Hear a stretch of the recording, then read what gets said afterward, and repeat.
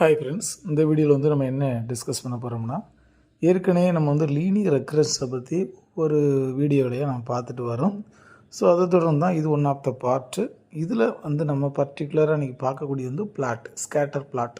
So இது எப்படி linear ரெக்ரஷனில் இது எப்படி யூஸ் ஆகுது அப்படி சொல்லி பார்க்க போகிறோம்.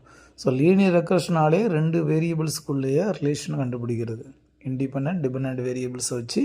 ஸோ அதுக்குள்ள ரிலேஷனை வந்து நம்ம ஐடென்டிஃபை பண்ணுறதுக்கு நமக்கு யூஸ் ஆகக்கூடிய ஒரு மெத்தட் தான் linear regression.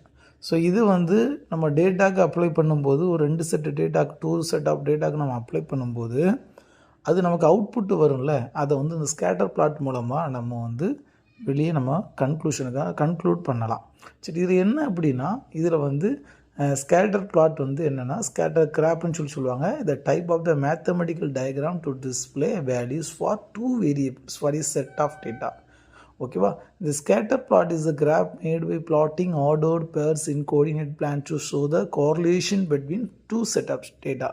The data is displayed as a collection of points. இந்த செதறி இருக்கும் பாயிண்ட்ஸ் எல்லாம் இதில் வந்து பாசிட்டிவ் அண்ட் நெகட்டிவ், அதாவது ஃபார்வேர்டு பாசிட்டிவ் ஆர் நெகட்டிவ், நேர்மறை எதிர்மறையான அந்த விஷயங்களை வந்து அந்த டேட்டாவுக்குள்ள விஷயங்களை வந்து நம்ம விசிபிள் பண்ணுறதுக்கு நமக்கு யூஸ் ஆகக்கூடிய ஒரு டூல் தான் ஸ்கேட்டர் பிளாட். ஓகே, ஸோ ஒரு எக்ஸாம்பிளுக்கு நான் ஒரு ஸ்கேட்டர் பிளாட் கொடுத்துருக்குறேன்.